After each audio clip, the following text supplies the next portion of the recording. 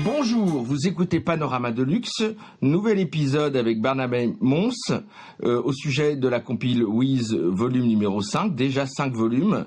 Alors, bonjour Barnabé. Bonjour Jean-Emmanuel.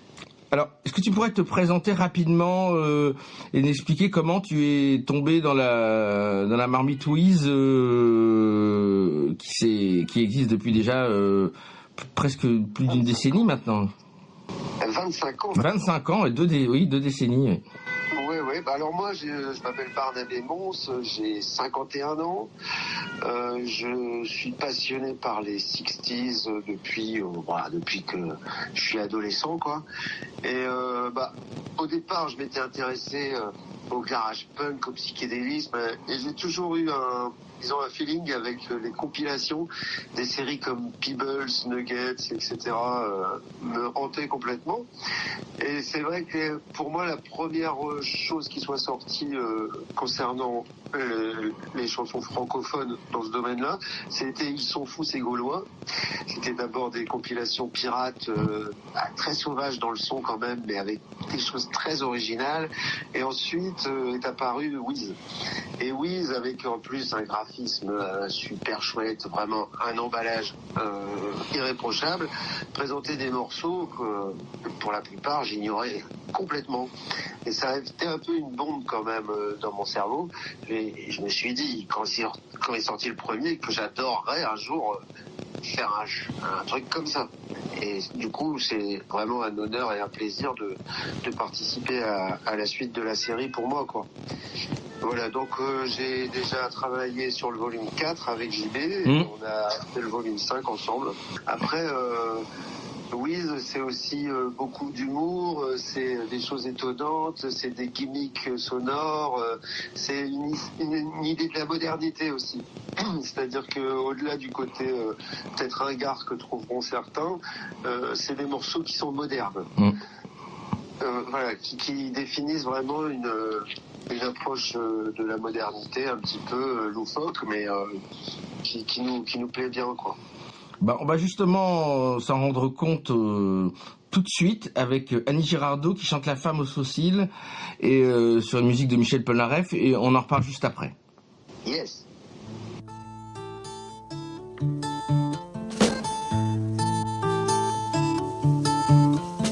J'avoue que j'ai des défauts, des faux airs et des fossiles. Je suis la femme fossile. Je me conjugue au plus que parfum et je vis.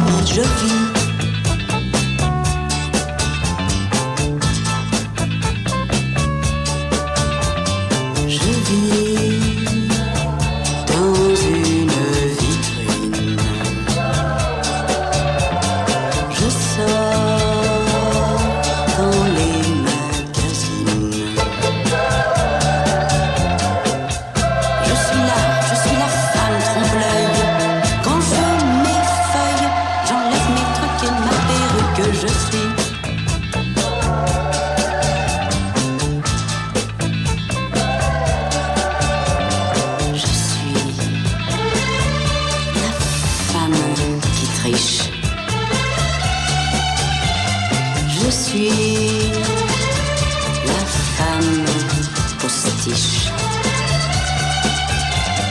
Dessus les plus beaux dessous. Dessous,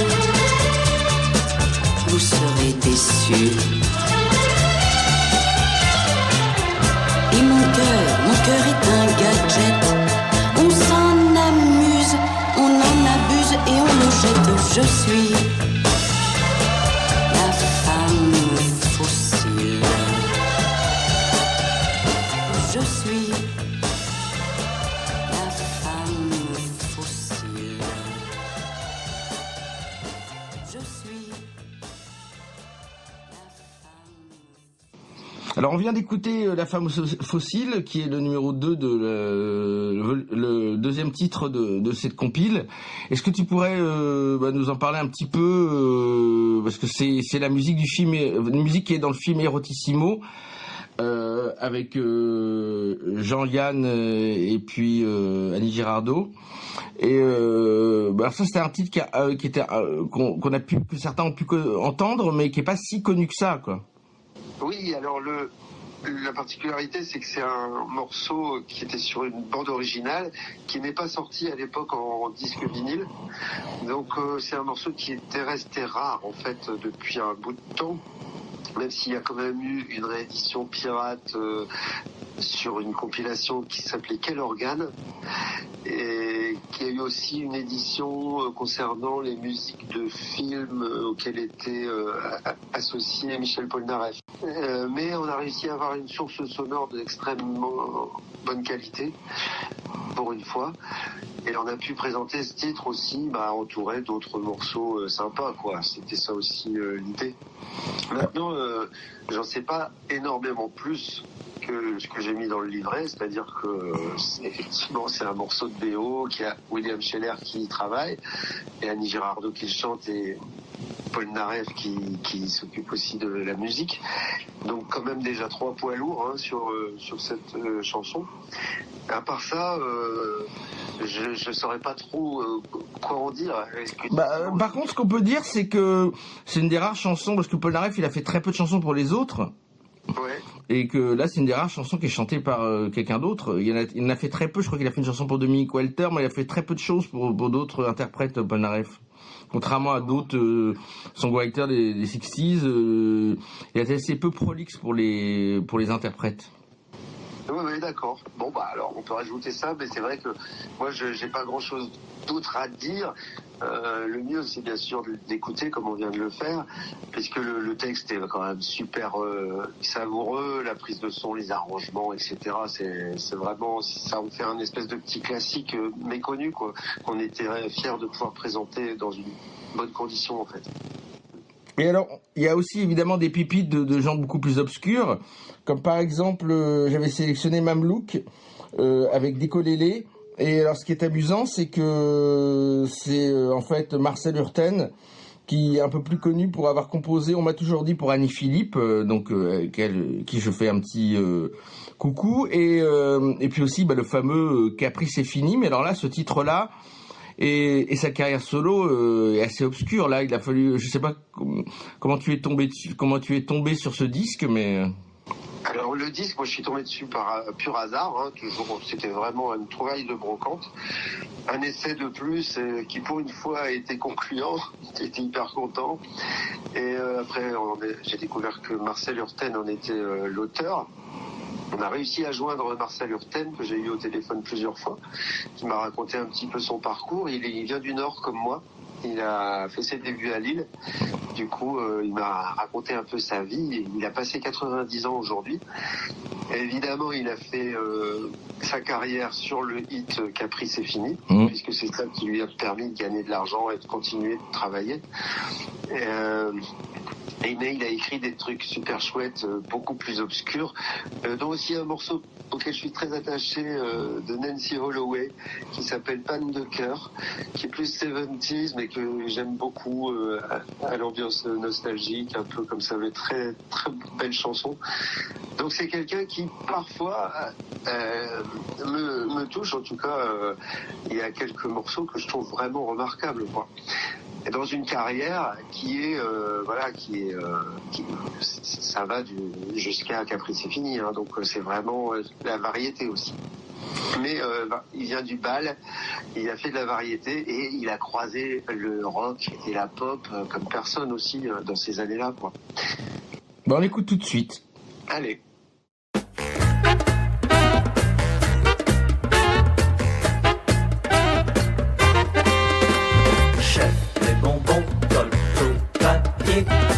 Que faut-il faire? On est inquiet. Chef, les bonbons, Dolto, papier. Que peut-il bien nous arriver? Eh ben c'est pas grave ça, hein, chef. Allez, une fois, il vous embête avec cette histoire. Mais dites-nous ce qu'il faut faire. Décollez-les, décollez-les. Décollez-les, décollez-les, décollez-les, décollez-les. Chef, on demande des œufs en gelée et nous n'avons que du poulet. Chef, pour la 5, une gratinée. Mais les oignons, ça fait pleurer. Purée! Donc allez les manger ailleurs, hein, chef, s'ils sont pas contents. Remballez-les, remballez-les. Emballez-les, emballez-les, emballez-les, emballez-les. Chef, les clients veulent pas manger votre joli boudin tressé. Chef, les clients veulent tout casser. Que faut-il faire? On est inquiet. Bah alors ça c'est le comble, hein. Ça c'est des comiques ceux-là, hein. Ils veulent rigoler. Eh ben on va rigoler, hein. Arrosez-les, sucrez-les, Acculez-les, au mur. c'est ce qu'on disait. Empilez-les, empilez-les. Chef, les bonbons collent au papier. Que faut-il faire? On est inquiet. Chef, les bonbons collent au papier. Que peut-il bien nous arriver? Ma parole, c'est pas grave ça, pom, dis, moi j'ai tout compris, il faut les décoller. Décollez-les, décollez-les, Décollez-les, décollez-les, décollez-les, décollez-les, décollez-les, décollez-les, décollez-les, décollez-les, décollez-les, décollez-les, décollez-les, décollez-les, décollez-les, décollez-les, décollez-les, décollez-les, décollez-les, décollez-les,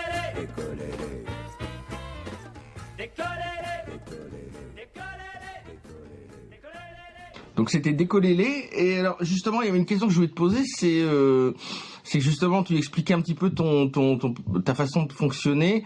Et c'est vrai qu'on chine beaucoup de disques, on essaie alors après on connaît un peu les arrangeurs, les producteurs, il y a quelques signes qui peuvent permettre de se dire que cette telle obscurité qu'on a trouvée par hasard peut être intéressante. Et bien après évidemment il y a que l'écoute qui peut.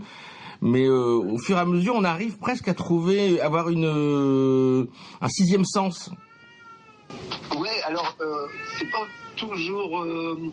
Alors moi en plus j'écris des chansons, j'en suis venu à une espèce de conclusion, qui va paraître un peu dingue, mais il y a des disques comme ça, quand on les regarde et qu'on peut pas les écouter, qu'on connaît pas le truc.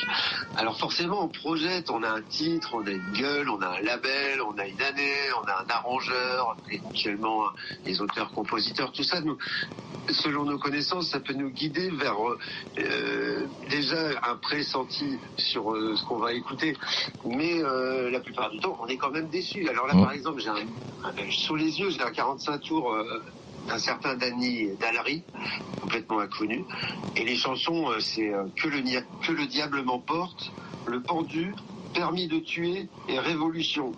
Alors ça par exemple, ce genre de disque ça se fait super envie, mais à l'arrivée il n'y a rien d'intéressant. Pour autant je trouve que si j'étais un peu moins un peu moins paresseux, j'écrirais moi-même les chansons. C'est-à-dire que quand je fais un 45 tours comme ça, que le diable m'emporte, j'ai une chanson dans la tête, il faudrait que je la fasse avant d'écouter. Avant d'écouter. Oui, parce que tu composes aussi donc. Parce que oui, je compose aussi, donc ça peut être aussi une source d'inspiration, tout ça, mais en tout cas, ça nous donne des idées, mais c'est, comme tu disais, c'est l'écoute qui va vraiment nous permettre de trancher, quoi. Ça, c'est sûr. En tout cas, on rêve. Mais tout le temps où on rêve, c'est intéressant aussi. Alors parfois, moi, j'étais très content, des très bonnes surprises, et j'avais découvert les concentrés, parce qu'ils étaient passés dans une émission qui a déjà pas mal d'années, qui s'appelait L'œil du cyclone, et il y avait eu un extrait de leur passage chez Jean-Christophe Averty, Fils de dégénéré, mais je ne savais rien de plus. Et là, d'avoir le morceau en entier et de découvrir des informations là-dessus dont tu vas nous parler, c'était génial. Alors, parce que je sais qu'il y a eu des gens qui ont découvert ce morceau-là comme moi. mais qui en savait pas plus. Et là, d'un seul coup, on a le titre et plein d'infos, parce que c'est là aussi, il y a tout un travail d'investigation, de rencontres avec des artistes, etc. Et qui fait que c'est vraiment aussi le plaisir de la compile. Tout à fait. Bon, on a eu quand même la mésaventure, c'est dommage, parce qu'au moment où on a réussi à avoir un contact pour Hervé Métécartier, donc chanteur de Déconcentré, il venait de décéder en fait. Donc on a appelé 2 mois après sa veuve, qui a été très très aimable, vraiment nous a apporté beaucoup de renseignements, des coupures de presse, des photos, etc. Et qui nous ont permis de faire un petit texte sur ce groupe éphémère, quoi. Ouais. Donc bon, là, on n'a malheureusement pas pu rencontrer Hervé, mais sa veuve nous a transmis tout ce qu'elle pouvait sur le sujet, quoi. Oui, parce que et donc c'est un morceau très rigolo, c'est vrai, c'est une espèce de version déstructurée de la Sunshine Pop vue par des Français, et c'est quand même savoureux. Oui, puis alors ce qui est étonnant, c'est qu'on se rend compte quand même qu'à l'époque, on a un peu oublié, et ça c'est depuis le début de Wiz, depuis 25 ans, quand tu le disais, c'est qu'on avait une vision au fil du temps avec, je citerai pas les noms, mais certains médias qui donnaient une image des années 60 avec toujours les mêmes noms, et on se rendait pas compte en fait le foisonnement du nombre de disques qui sortaient toutes les semaines, où parfois il y avait quand même une certaine liberté. Alors après le couperet commercial faisait peut-être que l'artiste sortait qu'un disque, qu'un 45 tours, mais il y avait quand même une énorme prise de risque quand même. Ah, tout à fait, c'est vrai, et à un certain niveau d'ailleurs. On voit que des disques qu'on a sortis sur cette compile, comme je citais par exemple Zoé, de la chanteuse Zoé, c'est un disque qui est très bien produit, qui est super bien chanté, sans doute d'ailleurs par Christine... comment elle s'appelle déjà? Ah zut, le nom m'échappe là d'un coup. Enfin bref, par une chanteuse déjà confirmée, qui est là sous un pseudonyme. C'est des disques qui sont super bien finalisés, mais pour autant, à mon avis, il y a dû y avoir 300 exemplaires, pas plus. Juste dirigés vers les stations de radio, quoi, en fait. Il y avait des disques comme ça qui étaient... Oui, parce qu'à l'époque, on envoyait un peu comme des bouteilles à la mer aux radios, et si ça marchait, après, on pressait le disque, quoi. C'est ça, mais c'était des bouteilles chères quand même, déjà, quand j'étais à la mer. C'était quand même des vraies productions finalisées, quoi. Alors, c'est Christine Fontane. Voilà. Christine Fontane, voilà, c'est ça. Merci. Ouais. On va d'abord écouter Les Concentrés, Fils de dégénérés.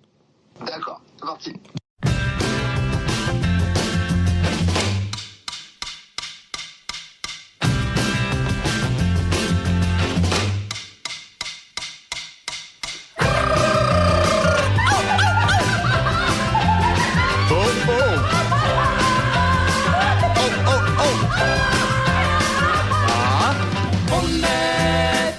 Dégénéré, tic-tac, tic-tac, on est des enfants ratés, tic-tac, tic-tac. Mon père, il est à la santé, mon petit frère, il est aliéné.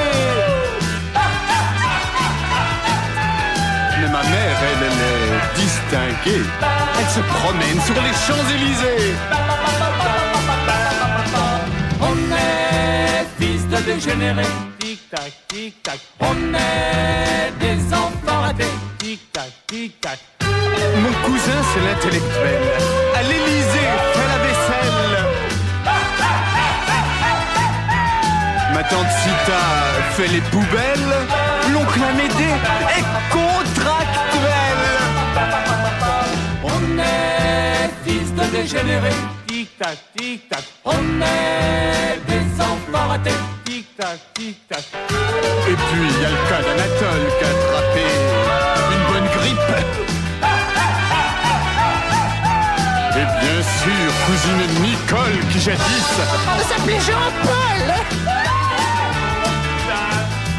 On est fils de dégénérés. Tic-tac, tic-tac. On est des enfants ratés. Tic-tac, tic-tac. Ma grand-mère, une quai du Rhône, préfère le whisky au jus de pomme.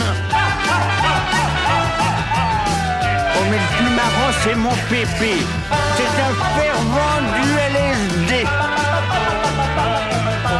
On est fils de dégénérés. Tic-tac, tic-tac. On est des enfants ratés. Tic-tac. tic-tac, tic-tac. Évidemment, c'est moi l'original.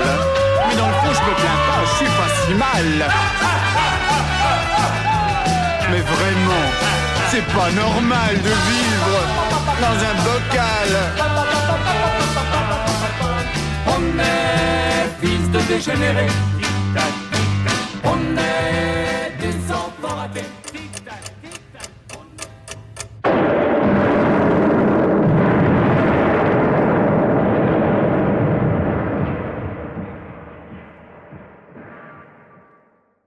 Voilà, c'était les concentrés. Et alors je disais que dans cette compile, il y a aussi eu des rencontres, l'aventure humaine aussi, de retrouver le travail un peu d'investigation. Et tu me parlais de off the record, tu parlais de Robert Picot. Et alors si tu peux nous en dire un peu plus, et parce que tu as vraiment passé du temps avec lui. C'est un personnage assez prolixe et intéressant dans cette époque. Ah, tout à fait, c'était vraiment c'est un plaisir forcément de faire ce genre de rencontres. Moi au départ son 45 tours je l'ai trouvé sur une brocante aussi. Alors vraiment personne m'avait dit quoi que ce soit. Le disque n'était pas encore ressorti, disons, dans la petite scène des amateurs de disques garage et psychédéliques français. Donc je découvre ce disque et là je saute un peu au plafond en entendant le texte, la fuzz, tout ça. Je trouve ça vraiment extraordinaire. Et ensuite, je suis entré en contact avec lui puisque il écrit des livres maintenant. Donc il est un éditeur et je suis entré en contact avec l'éditeur. Dès le lendemain, Robert m'écrivait. Et hyper enthousiaste à l'idée qu'on puisse rééditer sa chanson.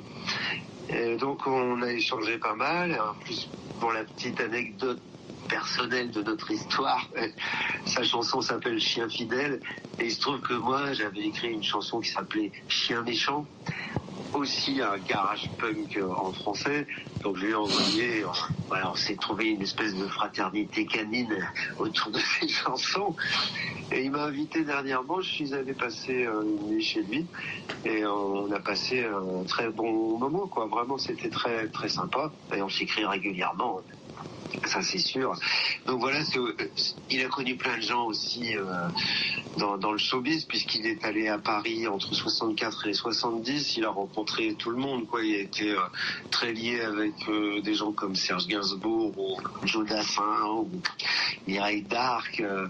Il a travaillé, collaboré avec des tas de gens dans le showbiz sans pour autant que ça décolle vraiment. Et écœuré par tout ça, il est rentré en 70 chez lui, où il est tombé amoureux de Manon, avec laquelle il est toujours, et il a commencé sa carrière d'écrivain.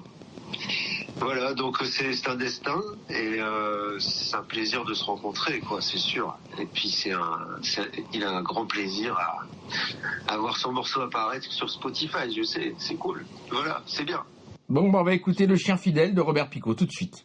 Yes.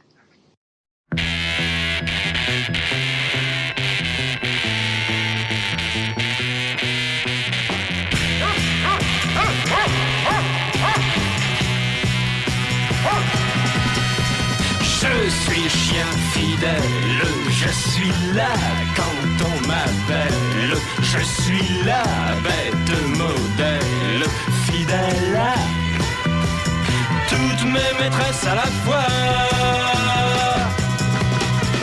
Je suis chien fidèle, je suis là quand on m'appelle. Je suis la bête modèle, fidèle à toutes mes maîtresses à la fois. Je suis hardi, dégourdi, j'adore un chien de fusil. Je ne salis pas les lits. Je suis poli, bien nourri. Je ne fais pas sur les tapis. J'apprécie les souris.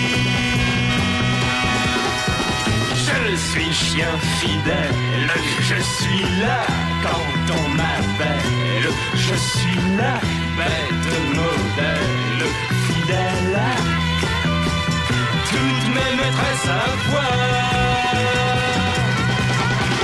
J'aime je chasse bien, très cabot pour les boudins. Je suis humain pour un chien.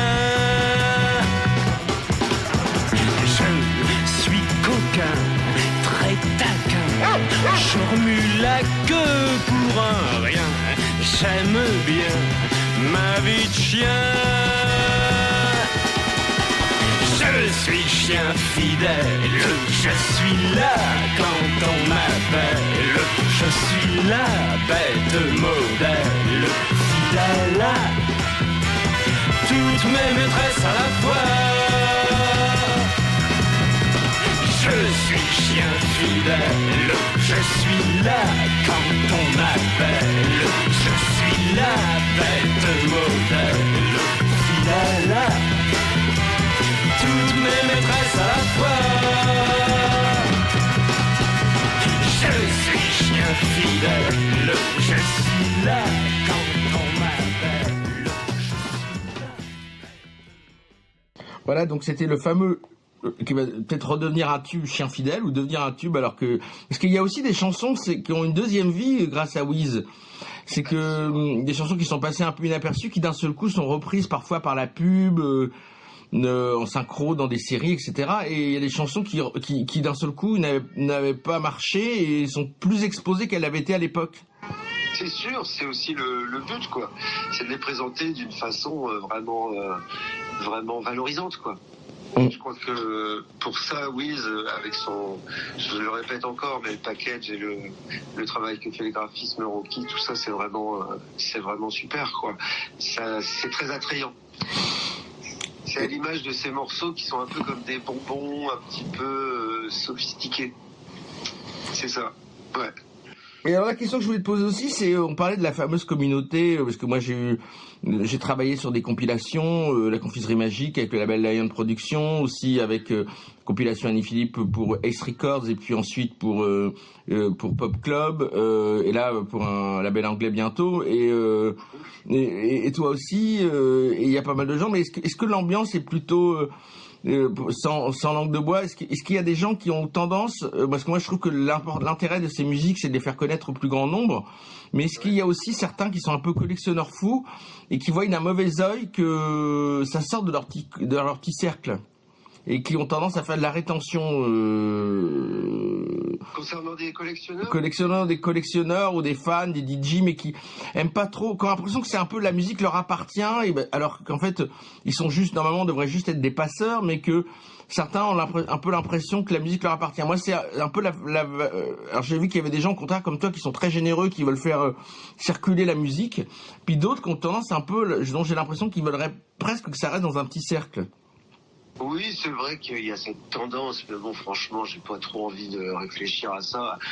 C'est vrai que non, c'est pas ma musique, c'est non, c'est pas ma musique, c'est pas mon truc. Enfin, franchement, je vais pas cacher l'existence d'un super morceau. Bah non, au contraire. C'est vraiment pas ce qu'il faut faire, à mon avis. Hein. Bah oui. Il y a déjà tellement de raisons qui vont faire qu'un morceau reste dans les tiroirs, des raisons de droits d'auteur, de droits moraux, etc. Il y a déjà beaucoup d'obstacles. Donc si on en rajoute soi-même en disant bah tiens, ça c'est un morceau pour moi dans mes soirées à peau, enfin on n'a pas fini. Hein. Non, c'est clair. Moi je suis tout à fait d'accord.